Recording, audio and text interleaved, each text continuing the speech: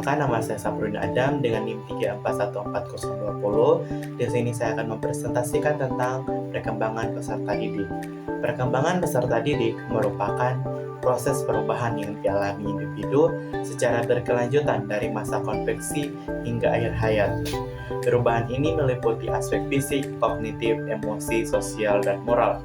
Faktor-faktor yang mempengaruhi perkembangan antara lain yaitu faktor genetik, lingkungan, budaya, dan pengalaman hidup. Selanjutnya tentang aspek-aspek perkembangan peserta didik. Ada yaitu yang pertama, perkembangan fisik. Pertumbuhan fisik meliputi perubahan tinggi badan, berat badan, dan proporsi tubuh. Selanjutnya, perkembangan motorik. Kasar seperti berlari, melompat, dan motorik halus seperti menulis dan memgunting. Yang kedua, perkembangan kognitif.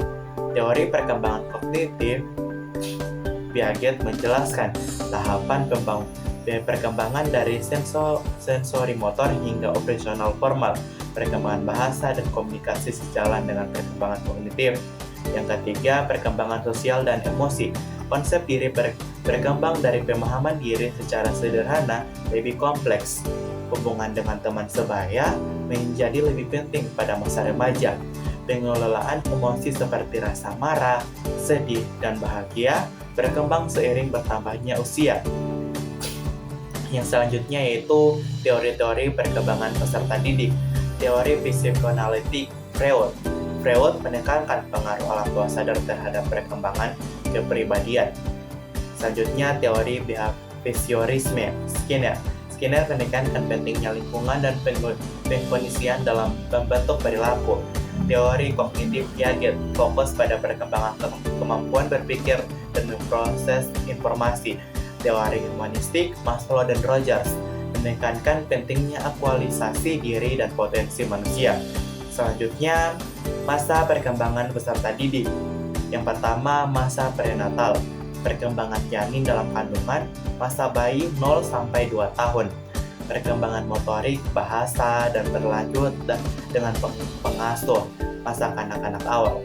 Masa kanak-kanak awal 2-6 tahun, perkembangan konsep diri, bahasa, dan keterampilan sosial.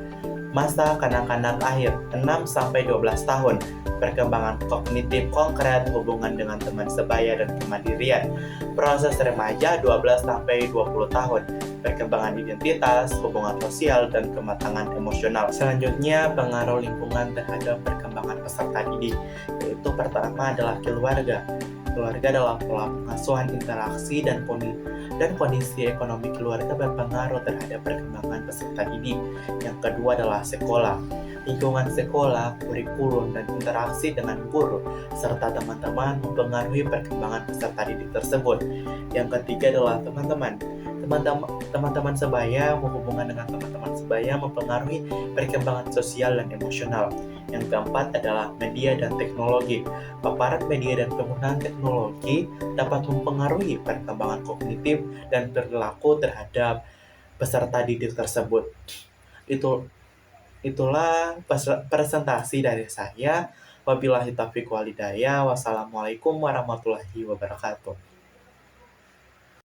Audio Jungle.